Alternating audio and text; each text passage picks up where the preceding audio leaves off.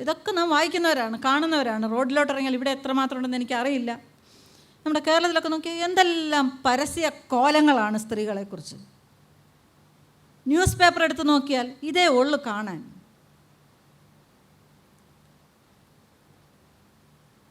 സ്ത്രീകളെ മീഡിയ ചിത്രീകരിക്കുന്നത്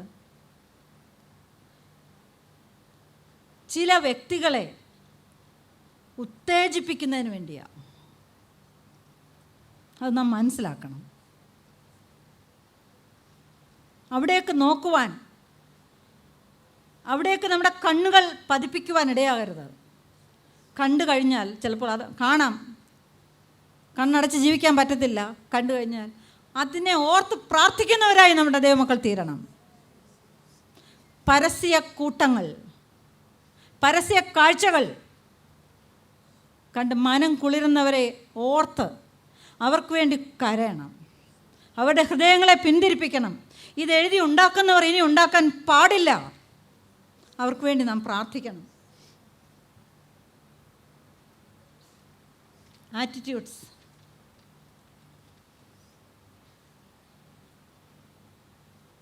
ഒരു മാനസികമായി പിരിമുറുക്കമുള്ള ഒരു കാലഘട്ടത്തിൽ ജീവിതത്തെ നിയന്ത്രിക്കുവാൻ, ബാലൻസ് ചെയ്യുവാൻ ഏറ്റക്കുറച്ചിൽ ഇങ്ങനെ വന്നുകൊണ്ടേയിരിക്കുകയാണ്. ഇവിടെ ആടുന്നു, ഇവിടെ ആടുന്നു, ഇവിടെ വെയിറ്റ് കൂടുന്നു, ഇവിടെ വെയിറ്റ് താഴുന്നു. നേരെ നിൽക്കാൻ ത്രാണിയില്ല. ബാലൻസ് ചെയ്യുവാൻ, തെറ്റി വീഴാതിരിക്കുവാൻ, മറിഞ്ഞു പോകാതിരിക്കുവാൻ,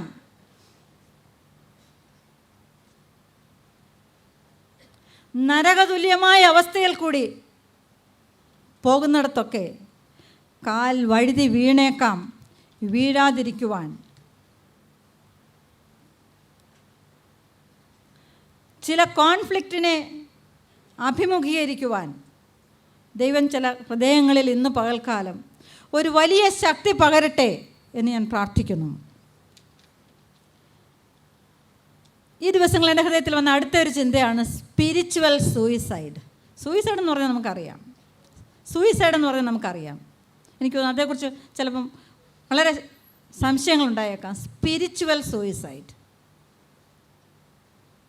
എല്ലാവരും ചിന്തിക്കണമേ. Spiritual suicide. ഈ അടുത്ത ദിവസങ്ങൾ എൻ്റെ ഹൃദയത്തിൽ ആത്മഹത്യയെക്കുറിച്ച് ഒരു ലേഖനം എഴുതാൻ സാധിച്ചു. ആ സമയത്ത് എൻ്റെ ഹൃദയത്തിൽ കടന്നു വന്നതാണ് സ്പിരിച്വൽ സൂയിസൈഡ്. ഫിസിക്കൽ സൂയിസൈഡ് എന്ന് പറഞ്ഞാൽ അറിയാം. സ്പിരിച്വലായിട്ട്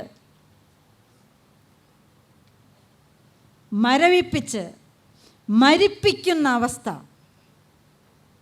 വിടുതലുണ്ടാകണം.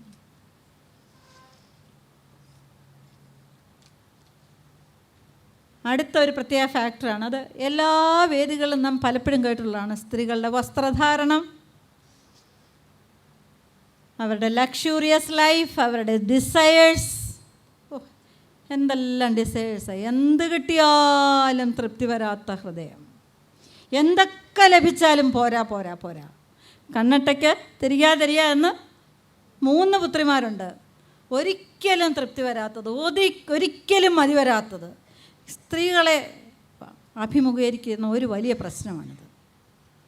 ഡിസയേഴ്സ്.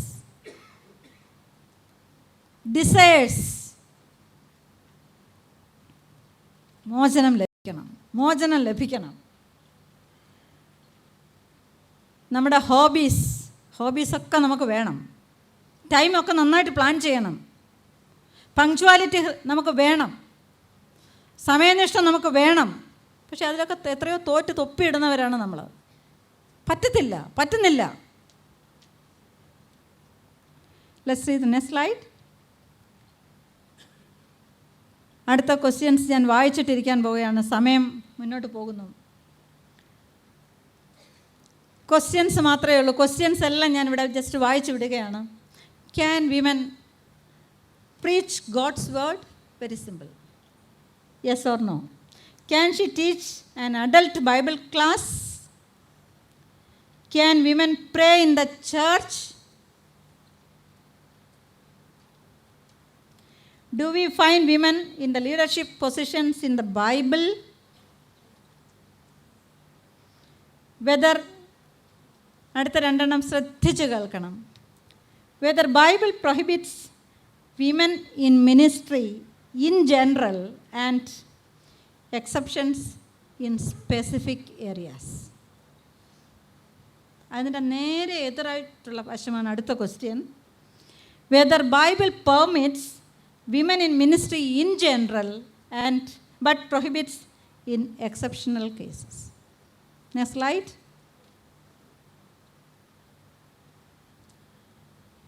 സ്ത്രീകൾ എന്ത് ചെയ്യണം?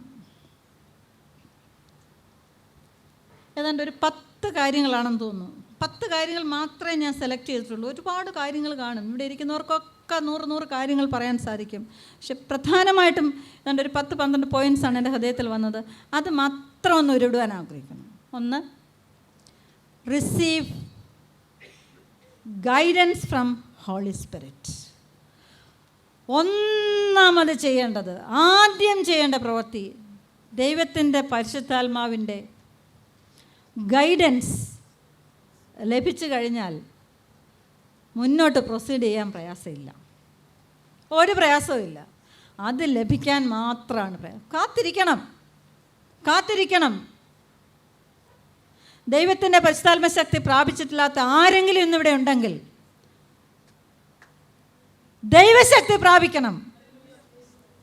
അഭിഷേകത്താൽ നിറയണം. സഹോദരിമാർ, സ്ത്രീകൾ, അമ്മമാർ, നമുക്കതില്ലാതെ മുന്നോട്ട് പോകാൻ പറ്റത്തില്ല. അതേ ഉള്ളൂ നമ്മുടെ ബലം.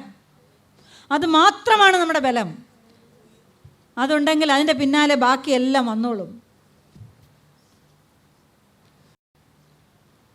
രണ്ടാമതായി, ലീഡർഷിപ്പ്, നേതൃത്വം വഹിക്കാനുള്ള ചില കഴിവ് വേണം. എല്ലാവർക്കും ചിലപ്പോൾ ഇരിക്കത്തില്ല. പക്ഷേ നേതൃത്വം എന്ന് പറയുന്നത് നമ്മൾ ഉദ്ദേശിക്കുന്ന ആ ഒരു അർത്ഥമല്ല. വീട്ടിൽ ചില കാര്യങ്ങൾ നേതൃത്വം വേണം. വീട്ടു ജോലിയിൽ ചിലപ്പോൾ നേതൃത്വം വേണം. വീട്ടുകാര്യങ്ങൾ തീരുമാനിക്കുവാൻ ചിലപ്പോൾ നേതൃത്വം വേണം. കുഞ്ഞുങ്ങളെ ആത്മീയമായി വളർത്തി പോറ്റിക്കൊണ്ട് പോകാൻ ചില നേതൃത്വ ശുശ്രൂഷകൾ വേണം. B culturally sensitive when you relate with men. പുരുഷന്മാരുമായിട്ട് നമുക്ക് സമൂഹത്തിൽ ഇടപെടുമ്പോൾ കുറച്ച് സെൻസിറ്റിവിറ്റി നമുക്കുണ്ട്. എത്ര അടുത്ത് നിൽക്കണം, എങ്ങനെ പറയണം, പറയാമോ, മിണ്ടാമോ, ചിരിക്കാമോ, എത്രമാത്രം ഇടപെടാം, കൂടുതൽ സമയം സ്പെൻഡ് ചെയ്യാമോ, അവരുടെ കൂടെ യാത്ര ചെയ്യാമോ, എന്തൊക്കെ ചിന്തകളാണ് നമ്മുടെ മനസ്സിൽ വരുന്നത്. ചിന്ത വളരെ നല്ലതാണ്. ചിന്തിക്കണം. ഓരോ നിമിഷവും ഏത് പുരുഷനുമായി നാം ബന്ധപ്പെടുമ്പോൾ സംസാരിക്കുകയോ നോക്കുകയോ ചിരിക്കുകയോ ഡിസ്കസ് ചെയ്യുകയോ കൂടെ യാത്ര ചെയ്യുകയോ പോകുകയോ വരികയോ ഒക്കെ ചെയ്യുമ്പം you should be very, very sensitive in your mind. Very sensitive.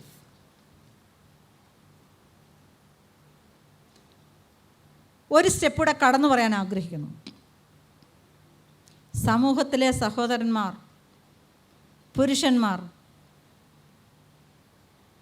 അവരെല്ലാവരും ശത്രുക്കൾ മാത്രമല്ല, അവർ സ്നേഹിതന്മാരുമുണ്ട്. തിരിച്ചറിയണം. സഭയിലെ ശുശ്രൂഷകന്മാർ, സഹോദരന്മാർ, വിശ്വാസികളായ പുരുഷന്മാർ, എല്ലാത്തിനും ലിമിറ്റേഷൻസ് ഉണ്ട്. ആ ലിമിറ്റ്, അതിര് കടക്കാൻ നമുക്ക് അനുവാദമില്ല. അതിര് വരെ പോകാം, അതിര് കടക്കുവാൻ നമുക്ക് അനുവാദമില്ല. അവരോട് മിണ്ടുവാൻ അധികാരമുണ്ട്. ധാരാളം സംസാരിക്കുവാൻ, ഷെയർ ചെയ്യുവാൻ അധികാരമുണ്ട്. അവരോട് കൂടെ യാത്ര ചെയ്യുവാൻ അധികാരമുണ്ട്. അവരോടുകൂടെ ചർച്ച ചെയ്യുവാൻ അധികാരമുണ്ട്. പ്രാർത്ഥിക്കുവാൻ നമുക്ക് അധികാരമുണ്ട്. പക്ഷേ ദൈവവചനം വച്ചിരിക്കുന്ന അതിരിനപ്പുറത്തോട്ട് പോകുവാൻ നമുക്ക് അധികാരം ഇല്ല. എവിടെയാണ് അതിൻ്റെ അപ്പർ ലിമിറ്റെന്ന് അപ്പർ ലിമിറ്റ് എത്തുന്നതിന് മുമ്പേ ചിന്തിച്ചോണം. തുടക്കത്തിലേ ചിന്തിച്ചോണം എത്ര വരെ പോകാം. വളരെ ചിന്തിച്ചോണം. Seek Bible guidelines. Healthy relationship explain ചെയ്യുന്നില്ല. Be devoted to the glory of God. Daily acts of life love. Be women of the book who love and study and obey the Bible. Be women of prayer. പ്രാർത്ഥിക്കുന്ന ധീര വനിതകൾ, പ്രാർത്ഥനാ വനിതകളായി മാറട്ടെ. Be women of deep spiritual concern. ആത്മഭാരമുള്ള സ്ത്രീകളായിട്ട് മാറണം. ഇവിടെ നിന്ന് കടന്നു പോകുമ്പോൾ ആത്മഭാരം വേണം നമ്മുടെ ഹൃദയത്തിൽ. And total commitment to ministry. രാവിലെ സംഗീത ശുശ്രൂഷയിൽ ഒരു വലിയ ആഹ്വാനം ഉണ്ടായിരുന്നു, സമർപ്പണം. ഇന്ന് ഇവിടുത്തെ 4 ഭിത്തികൾ കടന്ന് നമ്മൾ പുറത്തിറങ്ങുമ്പോൾ ഒരു വലിയ സമർപ്പണം, ആത്മഭാരം ഹൃദയത്തിൽ ഡെവലപ്പ് ചെയ്ത് ഇവിടുന്ന് ഇറങ്ങിപ്പോവാൻ നമുക്ക് ദൈവം സഹായിക്കട്ടെ. Next slide.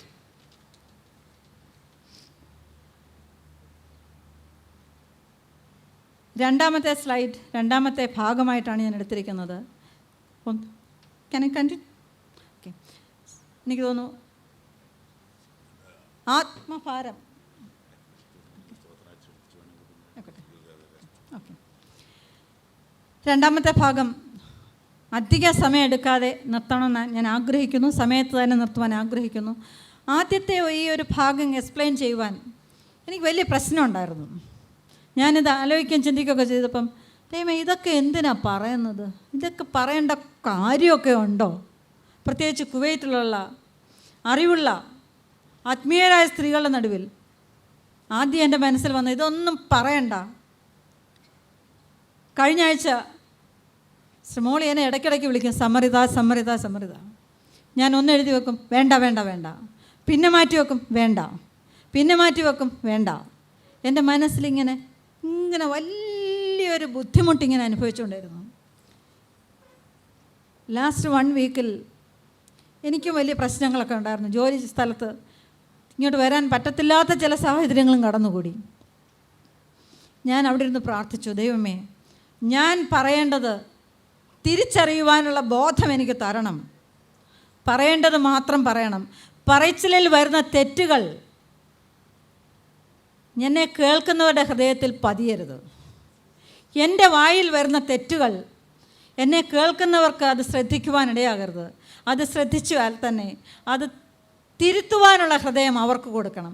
എൻ്റെ തെറ്റുമൂലം, എൻ്റെ സംസാരത്തിൽ, എൻ്റെ സന്ദേശത്തിൽ വരുന്ന തെറ്റ് മുഖാന്തരം ഒരു വ്യക്തിയുടെയും ഹൃദയത്തിൽ തെറ്റായിട്ടുള്ള ചിന്ത വരരുത്. തീർച്ചയായിട്ടും ഈ 1-ാം ഭാഗം ദൈവം നിങ്ങളുടെ ഹൃദയത്തെ ഒരുക്കിയെടുക്കട്ടെ, കുതിർത്തെടുക്കട്ടെ, അലിയിപ്പിച്ചെടുക്കട്ടെ.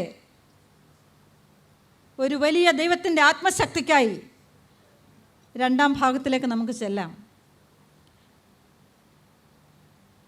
2-ാം ഭാഗം തുടങ്ങുന്നതിന് മുന്നേ പാട്ട് ശുശ്രൂഷയാണ്. അല്പം സമയത്തിന് ശേഷം നമുക്ക് 2-ാമത്തെ ഭാഗം ശ്രദ്ധിക്കാം. പ്രാർത്ഥനയോടുകൂടെ കർത്താവിന് സന്നിധിയിലായിരിക്കാം.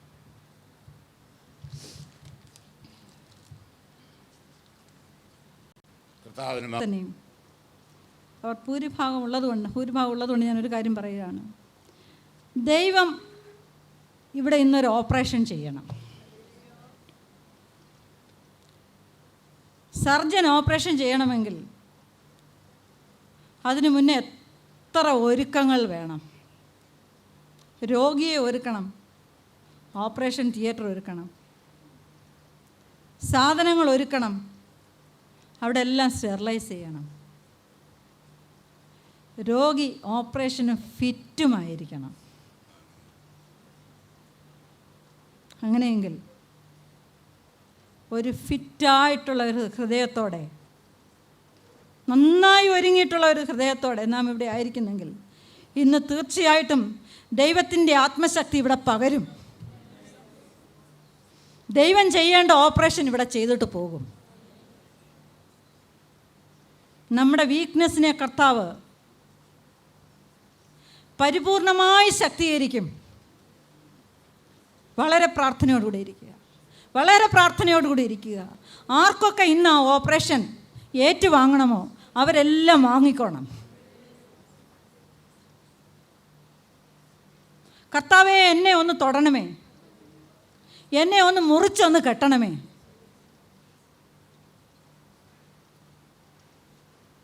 എൻ്റെ ദേഹത്തൂടി തലോടലൊന്ന് തൊട്ട് പോകണമേ. എന്നെ ഡീപ്പായിട്ടൊന്ന് കീറണമേ.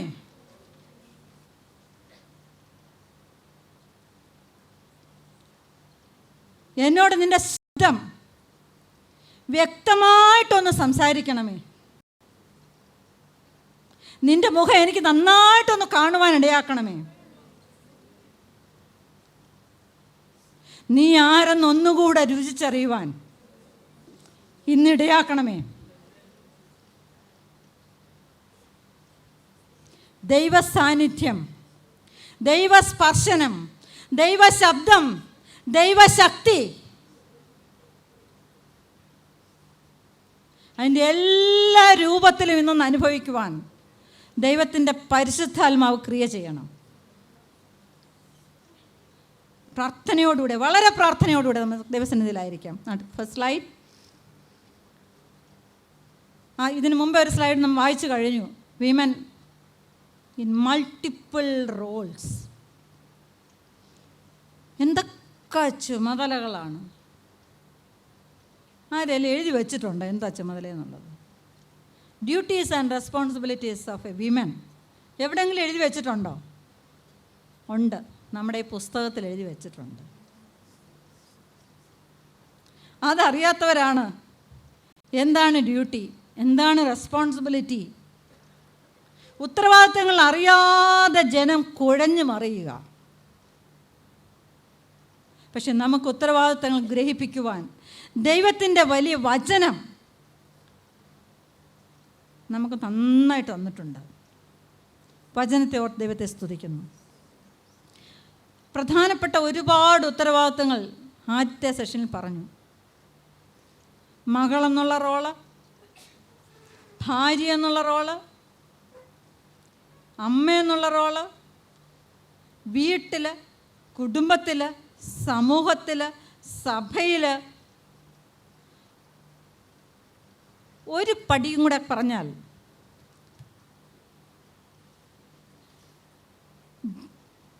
ജോലി ചെയ്യുന്ന സാഹചര്യത്തിൽ, ഒരു സെക്യുലർ ജോബിൽ സ്ത്രീകൾക്ക് ചില ഉത്തരവാദിത്തങ്ങളുണ്ട്. ഇവിടെ ഇരിക്കുന്ന ഭൂരിപക്ഷം പേരും ജോലിയോടുള്ള ബന്ധത്തിൽ ഇവിടെ വന്നവരായിരിക്കാം. ജോലി എന്ന് പറയുമ്പോൾ എനിക്കൊന്നുകൂടെ പറയാൻ ആഗ്രഹിക്കുന്നു, ജോലിയില്ലാത്ത സ്ത്രീകൾ ആരുണ്ട്?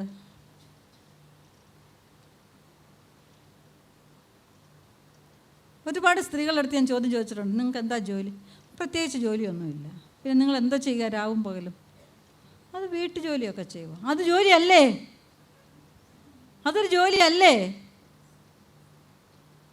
ഒരു വലിയ ജോലിയാണ്. ശമ്പളം നമുക്ക് ലഭിക്കുന്നില്ലെന്ന് മാത്രമേ ഉള്ളൂ.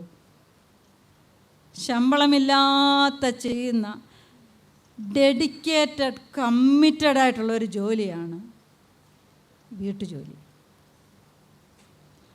ആരും മനസ്സിലാക്കുന്നില്ല, പോട്ടെ. പക്ഷേ അതിനായിട്ട് ദൈവം നമുക്ക് ഇങ്ങനെ ഒരു ഗിഫ്റ്റ്, ഒരു വരം തന്നിരിക്കുക. അതൊരു വരമാണ്, പലർക്കും ലഭിക്കാത്ത ഒരു വരമാണ് ആ ജോലി എന്ന് പറയുന്നത്. അത് ജോലി തന്നെയാണ്, നല്ല ഒരു ജോലിയാണത്.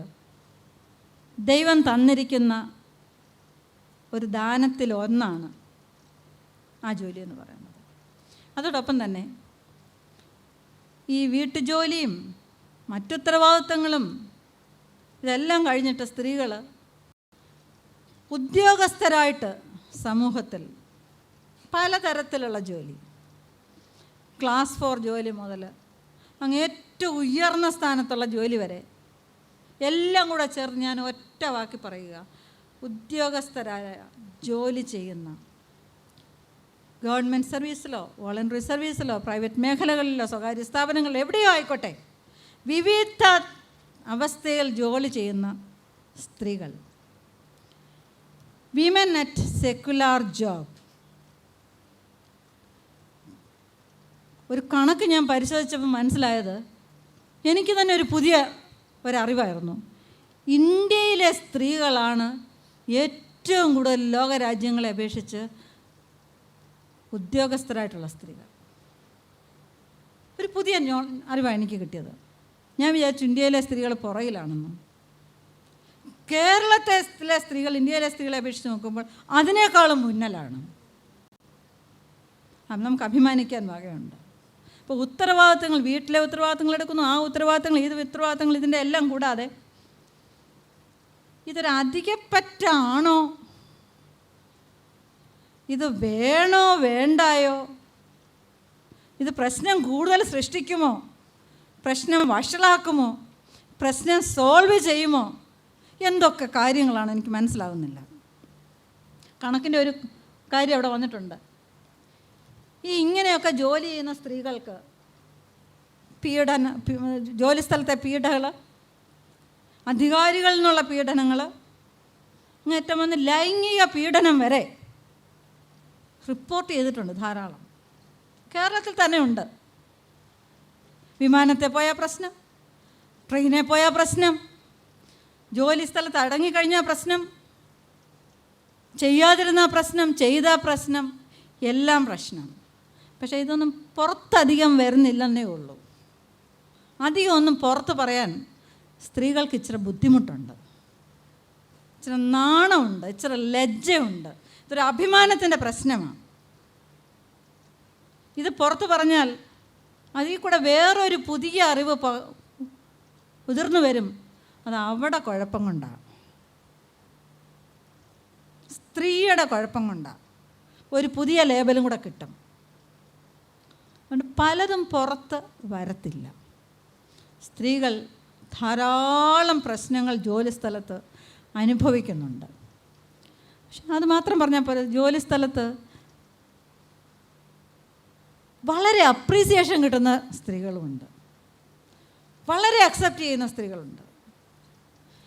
സ്ത്രീകളെ കൂടെ ജോലി ചെയ്യുന്ന, സ്ത്രീകളെക്കാൾ ഉപരി കൂടെ ജോലി ചെയ്യുന്ന പുരുഷന്മാർ ധാരാളം അംഗീകരിക്കാറുണ്ട്. സ്ത്രീകൾക്ക് സ്ത്രീകളോടുള്ള മനോഭാവം നെഗറ്റീവ് ആണെങ്കിൽ പോലും ചില സാഹചര്യങ്ങളിൽ സ്ത്രീകളോടുള്ള അഭിമാനം കൂടുന്നത് പുരുഷന്മാരിൽ നിന്നാണ്. സ്ത്രീകൾക്ക് പുരുഷന്മാരെക്കുറിച്ചും സ്ത്രീകളെക്കുറിച്ചും വ്യത്യസ്തമായ ഒരു മനോഭാവമുണ്ട്. എല്ലാവരെയും ഒരു പ്രത്യേക കണ്ണോടുകൂടെ കാണും, ഒരു കാഴ്ചപ്പാട്. ഈ കാഴ്ചപ്പാടൊക്കെ അങ്ങ് മാറണം. അവരും മനുഷ്യരാണ്, അവരും മനുഷ്യ മനസ്സുള്ളവരാണ്. അവരുടെ മനുഷ്യ മനസ്സിനെ മാറ്റി ദൈവികമായ മനസ്സ് അവരുടെ ഹൃദയത്തിൽ വന്നാൽ മാത്രമേ നാം പ്രതീക്ഷിക്കുന്ന മനോഭാവം അവരുടെ ഹൃദയത്തിൽ ഉണ്ടാകത്തുള്ളൂ. അതിനുവേണ്ടി നാം പ്രാർത്ഥിക്കണം. ഈ എഴുതിയിരിക്കുന്നത് കുറേ കണക്കുകളും അതിനെപ്പറ്റിയുള്ള റിപ്പോർട്ട്സും ഒക്കെയാണ്. അതൊക്കെ ഞാൻ വിടുകയാണ്. Next slide. വർക്കിംഗ് മദേഴ്സിൻ്റെ ഇഷ്യൂസാണ്. ഈ ജോലി ചെയ്യുന്ന സ്ത്രീകൾ, അവരെക്കുറിച്ച് ആദ്യം പറയട്ടെ. അവർ വീട്ടുജോലി ചെയ്തിട്ട്, അതോ 6 7 8 മണിക്കൂറാണെന്ന് എനിക്കറിയില്ല. രാവിലെ 4 മണിക്ക് എഴുന്നേൽക്കണോ, 3 മണിക്ക് എഴുന്നേൽക്കണോ, 6 മണിക്ക് എഴുന്നേറ്റാൽ അരമണിക്കൂർ കൊണ്ട് തീർക്കാൻ പറ്റുമോ? അവരുടെ സ്കിൽ, അവരുടെ ഫാസ്റ്റ്നെസ്, അവരുടെ സ്പീഡ് എങ്ങനെയിരിക്കും? അവരുടെ പ്ലാനിങ്. സ്ത്രീകൾ ഒത്തിരി പ്ലാൻ ചെയ്യും, ആർക്കും അറിയത്തില്ലെന്നേ ഉള്ളൂ. എനിക്കറിയാം, എൻ്റെ അമ്മച്ചി ഇപ്പം 89 വയസ്സുണ്ട്. ആ അമ്മച്ചി, എൻ്റെ മൂത്ത ജ്യേഷ്ഠൻ രാജസ്ഥാനിൽ നിന്ന് വരുന്നത് ഒരു അറിവ് കിട്ടിയാൽ മതി, 2 മാസം മുന്നേ ആലോചിക്കുക എന്താ കൂട്ടാൻ വെക്കേണ്ടതെന്ന്. മോൻ വരുമ്പോഴത്തേക്ക് അവിടെ കിട്ടാത്ത എന്തെല്ലാം എങ്ങനെയൊക്കെ കളക്ട് ചെയ്യാമെന്ന് അമ്മച്ചി ആലോചിക്കാൻ തുടങ്ങും. പറ്റുമെങ്കിൽ കപ്പ ഉണക്കുന്ന സമയമാണെങ്കിൽ നാട്ടിൽ നിന്ന് കുറച്ച് അവിടുന്ന് വരുത്തും. വരുന്ന സമയം ചിലപ്പോൾ കുറച്ച് മണിക്കൂറുകളായിരിക്കും. പക്ഷേ ഈ അമ്മച്ചിമാർ ഇങ്ങനെ പ്ലാൻ ചെയ്യുന്നത് ആര് മനസ്സിലാക്കുന്നു? എന്തോരം പ്ലാനിങ്ങാണ് അവർക്കുള്ളത്. മക്കൾക്ക് വേണ്ടി പ്ലാനിങ്, അതിനിടെ കൂടെ പ്രാർത്ഥിക്കുവാൻ പ്ലാനിങ്, അതിനിടെ കൂടെ മക്കളെ വളർത്തുന്നത് എങ്ങനെയാണ്, അവരുടെ ഫ്യൂച്ചർ എങ്ങനെയായിത്തീരും, അവരെ പഠിപ്പിക്കുവാൻ എങ്ങോട്ട് വിടണം. കുഞ്ഞ് ജനിക്കുമ്പോൾ മുതൽ ഇങ്ങനെ മനസ്സിൽ ആവേശമാണ്, എങ്ങനെ ഇവനെ ആരാക്കി തീർക്കും. അവർ ചിന്തിക്കുന്നതിന് മുമ്പേ എന്തെല്ലാം കാര്യങ്ങൾ അവരുടെ മനസ്സിൽ ഇങ്ങനെ they are great planners. Planning ഒന്നും പഠിച്ചു വെച്ചിട്ടൊന്നുമല്ല, അതൊരു ദൈവകൃപയാണ്. ഈ ജോലി തിരക്കിനിടയിൽ കൂടെ അവരുടെ ഉദ്യോഗസ്ഥ ജീവിതത്തിൽ അവർക്ക് കുറച്ച് പണവും കൂടി ഇങ്ങോട്ട് വരിക. അപ്പോൾ അത് കുടുംബജീവിതത്തെ പുലർത്തുവാൻ അത് ഉപയോഗിക്കുമെന്നാണ് എല്ലാവരുടെയും കണക്കുകൂട്ടൽ. കുറച്ചൊക്കെ ശരിയാണ്, ഒരു നല്ല അഡീഷണൽ ഇൻകം കിട്ടുന്നത് വലിയ സഹായമാണ്. പ്രത്യേകിച്ച് ഇന്നത്തെ സാഹചര്യത്തിൽ ഒരാളുടെ ഇൻകം കൊണ്ടൊക്കെ ജീവിക്കുക എന്ന് പറഞ്ഞാൽ ഇച്ചിരി ബുദ്ധിമുട്ടുള്ള കാര്യമാണ്. അതൊരു വലിയ റിലീഫാണ്, ഒരു വലിയ ഇൻകമാണത്. ചെയ്യാൻ പറ്റുന്നിടത്തോളം സഹോദരിമാർ, ജോലി ചെയ്യാൻ സാധ്യതയുള്ളവർ ജോലി ചെയ്യണം. ജോലി ചെയ്യുന്നത് ജീവിതത്തിന് നല്ലതാണ്, കുടുംബത്തിന് നല്ലതാണ്. പക്ഷെ ജോലിക്ക് പോകുന്നു എന്നുള്ള കെയർ ഓഫിൽ, ഒന്നുകൂടെ പറയട്ടെ, ഒരു ഉദ്യോഗസ്ഥയാണ് എന്നുള്ള കെയർ ഓഫിൽ നമ്മളെ ഏൽപ്പിച്ചിരിക്കുന്ന പ്രധാന അടിസ്ഥാന ദൗത്യം മറന്നു പോകരുത്. അടിസ്ഥാന ദൗത്യം നാം മറന്നു പോകരുത്. പറ്റുന്നിടത്തോളം പെർഫെക്റ്റ് ആകാൻ ബുദ്ധിമുട്ടായിരിക്കാം, ചെയ്യാൻ പറ്റുന്ന കാര്യങ്ങൾ ചെയ്യുക. പക്ഷേ ഈ ജോലിക്ക് കിട്ടുന്ന ഇൻകം കുടുംബത്തിന് മാത്രമല്ല, അത് ദൈവിക പ്രവർത്തികൾക്ക് ദശാംശമല്ല അതിൽ നിന്ന് നാം കൊടുക്കേണ്ടത്. ഞാൻ ചിലപ്പോൾ വിചാരിക്കാറുണ്ട്, ഇതെല്ലാം അധികപ്പറ്റായിട്ട് കിട്ടുന്ന പണമാണ്. ഭർത്താവ് മാത്രം ജോലി ചെയ്തെങ്കിൽ ഈ കിട്ടുന്ന പണം ഒരധികമാണ്. അങ്ങനെയെങ്കിൽ ദശാംശമല്ല ഇവിടെ കൊടുക്കേണ്ടത്, അതിലുപരി കൊടുക്കുവാൻ നാം ബാധ്യസ്ഥരാണ്. ആ എക്കണോമിക് സ്റ്റാറ്റസ് ഇമ്പ്രൂവ് ചെയ്ത് കൊണ്ടുപോകാൻ മാത്രമല്ല, സഭയുടെ എക്കണോമിക് സ്റ്റാറ്റസ്, ആത്മീയ പ്രവർത്തനങ്ങളുടെ ഭൗതിക വശങ്ങൾ നമ്മുടെ മനസ്സിൽ എപ്പോഴും ഓർമ്മയുണ്ടായിരിക്കണം. അതിനും കൂടെ ഷെയർ ചെയ്യുവാൻ സാധിക്കണം. ഈ ഫുൾ ടൈം മദേഴ്സ് എന്ന് പറയുന്നത്, ഫുൾ ടൈം മദേഴ്സ് എന്ന് പറയുന്നത് എന്താണ്? Full time mothers. ഞാൻ പുതിയൊരു പേരിട്ടതാണ്. എപ്പോഴും 24 മണിക്കൂറും അമ്മയുടെ ജോലി മാത്രം. എപ്പോഴും ഈ ഒരു ചിന്തയേ ഉള്ളൂ. കൂട്ടാൻ വെക്കണം, കറി വെക്കണം, വിളമ്പി കൊടുക്കണം, പാത്രം കഴുകണം, വീട് ക്ലീൻ ചെയ്യണം. ഇങ്ങനെ ഫുൾ ടൈം വീടേ കൂടെ എൻ്റെ മക്കളെ, എൻ്റെ ഭർത്താവ്, എൻ്റെ കാര്യം. ഈ ഒരു ചിന്ത നമ്മുടെ ഹൃദയത്തിൽ വല്ലാതെ നമ്മളെ ബുദ്ധിമുട്ടിക്കും. ഫുൾ ടൈം മദേഴ്സ് നല്ലതാണെന്ന് എല്ലാവരും പറയും, നല്ലത് തന്നെയാണ്. പക്ഷേ full time mothers and women and full time workers, ഈ ഫുൾ ടൈം പാർട്ട് ടൈമും നമുക്ക് പലപ്പോഴും കേൾക്കുന്ന കാര്യം. പാർട്ട് ടൈം വർക്കേഴ്സ്, ജോലിയിൽ പാർട്ട് ടൈം, ഇടയ്ക്കൊക്കെ പോകുക, ആഴ്ച 2 ദിവസം ജോലിക്ക് പോവുക, കുറച്ച് മണിക്കൂർ പോവുക. പക്ഷേ വീട്ടിലും പാർട്ട് ടൈം, അവിടെയും ക്വാർട്ടർ ടൈം വർക്കേഴ്സ്. 8 മണിക്കൂർ അവിടെ ജോലിക്ക് പോയാൽ 8 മണിക്കൂർ ചെയ്യേണ്ട ജോലിയിൽ 2 മണിക്കൂർ പോലും അവിടെ കോൺട്രിബ്യൂഷൻ ഇല്ല. വീട്ടിൽ തിരിച്ചു വന്നാൽ ഫുൾ ടൈം മദേഴ്സ് എന്ന് അഭിമാനിക്കുന്നവർ അവർ ചെയ്യേണ്ട ജോലി 2 മണിക്കൂർ പോലും ചെയ്യാതിരിക്കുക. പക്ഷേ ലേബൽ കിട്ടുന്നത് full time mothers and full time workers. മനസ്സിലായെന്ന് വിചാരിക്കുന്നു. നാം ചെയ്യേണ്ട ഉത്തരവാദിത്തങ്ങൾ 24 മണിക്കൂർ ചെയ്തോ എന്നുള്ളതല്ല. പ്രധാന ദൗത്യങ്ങൾ, അടിസ്ഥാനപരമായി നമ്മെ ഏൽപ്പിച്ചിരിക്കുന്ന ദൗത്യങ്ങൾ നമുക്ക് കണ്ണടച്ച് പിന്മാറാൻ സാധ്യമല്ല. നാം അവിടെയെല്ലാം നമ്മുടെ കണ്ണെത്തണം, നമ്മുടെ ഹൃദയം എത്തണം, നമ്മുടെ കൈ എത്തണം, നമ്മുടെ കാലുകൾ എത്തണം, നമ്മുടെ സാന്നിധ്യം അവിടെ ചെല്ലണം. ഉറക്കളക്കേണ്ടി വന്നാൽ ഉറക്കളയ്ക്കണം.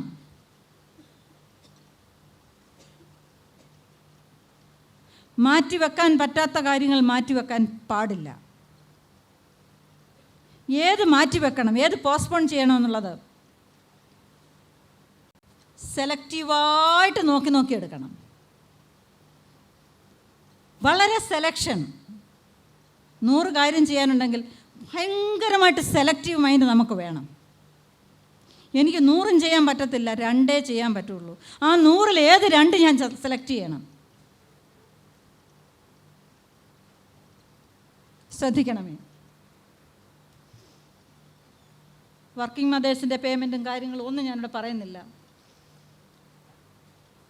ഈ സ്ത്രീകൾ ജോലി സ്ഥലത്ത് ഇറങ്ങിക്കഴിഞ്ഞാൽ അവരെത്ര മണിക്കൂറാണ് ജോലി ചെയ്യുന്നത്? ആരെങ്കിലും ഒന്ന് കണക്കൂട്ടിയിട്ടുണ്ടോ? ഒരു സ്റ്റഡി പറയുന്നത്, കേരളത്തിലെ സ്ത്രീകളുടെയാണ്, ഇവിടുത്തെ എനിക്കറിയില്ല. സാധാരണയായി ശരാശരി ഒരു ഉദ്യോഗസ്ഥയായ സ്ത്രീ 24 മണിക്കൂറിൽ 18-17 മണിക്കൂർ ഒരുപോലെ ജോലി ചെയ്യുന്നെന്നാണ് കണക്ക് പറയുന്നത്. അതിശയോക്തിയാണോ എന്ന് എനിക്കറിയത്തില്ല. 8 മണിക്കൂർ ജോലി സ്ഥലത്ത് പോട്ടെ, അതിനകത്ത് ചിലപ്പോൾ 5 മണിക്കൂറേ യഥാർത്ഥമായി ജോലി ചെയ്യുന്നുണ്ടാവുന്നുള്ളൂ. യാത്ര ചെയ്ത് അവിടെ എത്തണം, 1-2 മണിക്കൂർ അതിന് പോകും. ഭക്ഷണം കഴിക്കണം, വീട്ടിൽ തിരിച്ചു വരണം, ഷോപ്പിംഗ് നടത്തണം, അടുക്കള കാര്യം നോക്കണം, പ്രാർത്ഥനാ കാര്യങ്ങൾ വേണം, മീറ്റിങ്ങുകൾക്ക് പോകണം. ഇതൊക്കെ എക്സ്ട്രാ ആണോ? ഇല്ല. 24 മണിക്കൂറേ നമുക്കും ഉള്ളൂ. നന്നായിട്ട് സമയത്തെ മാനേജ് ചെയ്യുവാൻ നാം പഠിച്ചിരിക്കണം. ടൈം മാനേജ്മെൻറ്റ് എന്നുള്ളത് ഒരു വലിയ ടോപ്പിക്കാണ്, ഒരു വലിയ വിഷയമാണ്. എങ്ങനെ നമുക്കുള്ള സമയം ആർക്കും 24 മണിക്കൂർ കൂടുതൽ കിട്ടത്തില്ല. 24.5 മണിക്കൂർ ആർക്കും കിട്ടില്ല, ആർക്കും 20 മണിക്കൂറും കിട്ടത്തില്ല. ഭൂമിയിൽ ജനിച്ചിട്ടുള്ള സകല സൃഷ്ടികൾക്കും ദൈവം തന്നിരിക്കുന്ന ഒരേ ഈക്വലായിട്ടുള്ള ഒറ്റ കാര്യമാണ് സമയം. വ്യത്യാസമില്ല. ഈ സമയം പ്രോപ്പറായിട്ട് മാനേജ് ചെയ്യാൻ നാം പഠിച്ചിരിക്കണം. ചിലപ്പോൾ ലോങ്ങസ്റ്റ് വർക്കിംഗ് അവേഴ്സ് നമുക്കുണ്ടായിരിക്കാം. കാലൊക്കെ കഴിക്കും, നടുവിനൊക്കെ നല്ല വേദനയൊക്കെ വരും സ്ത്രീകൾക്ക്. കൂടെ നടുവേദനയുള്ള സ്ത്രീകൾ ഞാൻ ധാരാളം കണ്ടിട്ടുണ്ട്, ഞാനും അനുഭവിച്ചിട്ടുണ്ട്. നിന്ന് കാല് കഴിക്കും. ഒരു ദിവസം വീട്ടിനകത്ത് തന്നെ എത്ര മൈൽ നടക്കുന്നതെന്നൊന്ന് കണക്കൂട്ടി നോക്കി. അടുക്കളയിൽ നിന്ന് ഡൈനിങ് ഹാളിലോട്ട്, അവിടെ നിന്ന് ഇങ്ങോട്ട്, ഇവിടെ നിന്ന് അങ്ങോട്ട്, അവിടെ നിന്ന് ഇങ്ങോട്ട്, അവിടെ നിന്ന് ഇങ്ങോട്ട്, അങ്ങോട്ടും ഇങ്ങോട്ടും മൈൽ കണക്കിന് സ്ത്രീകൾ നടക്കുന്നു. ആരറിയുന്നു? ഒരു ജോലിയില്ലെന്നാണ് പറയുന്നത്, ഒറ്റ ജോലിയില്ല. പക്ഷേ ആ നടക്കുന്നത് എത്ര കിലോമീറ്റർ എന്നുള്ളത് എടുത്ത് നോക്കണം. Longest working. Next slide. Taking care of സിക്ക്. ഇതിൻ്റെ എല്ലാം കൂടുതൽ ഇനി സുഖമില്ലാത്ത ഒരു കുട്ടിയും കൂടെ ഉണ്ടെങ്കിൽ ആ ദൗത്യവും മറ്റാരുടെയും അല്ല, പ്രധാനമായിട്ടും അമ്മമാരുടെ തന്നെയാണ്. കുറേ കാര്യങ്ങൾ അവിടെ എഴുതിയിട്ടുണ്ട്, ഞാൻ സ്കിപ്പ് ചെയ്യുകയാണ്. സുഖമില്ലാത്തൊരു കുട്ടി, ഹാൻഡിക്യാപ്ഡായിട്ടുള്ള ഒരു കുട്ടി, പ്രശ്നമുള്ള ഒരു കുട്ടി വീട്ടിലുണ്ടെങ്കിൽ പ്രധാന ചുമതല അമ്മമാർക്ക് തന്നെയാണ്. ശ്രദ്ധിച്ചേ പറ്റുള്ളൂ. Private life of women. കുടുംബജീവിതത്തിലെ പ്രത്യേക ജീവിതശൈലികൾ, ഹസ്ബൻഡുമായിട്ടുള്ള റിലേഷൻഷിപ്പ്, വചനാടിസ്ഥാനത്തിലുള്ള പ്രത്യേക റിലേഷൻഷിപ്പ്, പിണക്കവും കലശലും ഒക്കെ കൂടെ ഉണ്ടാകും. അതൊന്നും ഇല്ലാതൊന്നും കുടുംബജീവിതം ഇല്ല. ആർഗ്യുമെൻറ്റ്സൊക്കെ ധാരാളം കടന്നു വരും. ആർഗ്യുമെൻറ്റ്സും പിണക്കവും നിരാശയും ഒക്കെ ഇല്ലാതൊന്നും അല്ല കുടുംബജീവിതം പോകുന്നത്. എല്ലാം അങ്ങ് ശോഭനമായിട്ട് സന്തോഷമായിട്ട് സുഖകരമായിട്ടൊന്നും പോകുന്നതല്ല കുടുംബജീവിതം. സുഖദുഃഖങ്ങൾ മിശ്രിതമാണ്. അത് ലോക മനുഷ്യർക്ക് പറയാൻ പറ്റും. നമുക്ക് പറയാൻ സാധിക്കുന്നത് അതിൻ്റെ നടുവിൽ ഈ സുഖമായാലും ദുഃഖമായാലും ബുദ്ധിമുട്ടായാലും എൻ്റെ നടുവിൽ മൂന്നാമനായ കർത്താവ് എഴുന്നള്ളി വന്നേ പറ്റത്തുള്ളൂ. അതില്ലെങ്കിൽ അവിടെ ഞാൻ മുമ്പേ പറയാൻ വിട്ടുപോയൊരു കാര്യം സംഭവിക്കാം. അത് ചെന്നെത്തുന്നത്, പെട്ടെന്ന് ചെന്ന് കൊണ്ടെത്തിക്കുന്നത് ഒരു ഡൈവേഴ്സിലേക്കാണ്. ഒന്ന് പറഞ്ഞ് രണ്ടാമത് തീരുന്ന കുടുംബജീവിതം, ബ്രോക്കൺ ഫാമിലി. അതൊന്നും വരാത്തത് ദൈവത്തിൻ്റെ വലിയ കരുണയാണ്. Hazards faced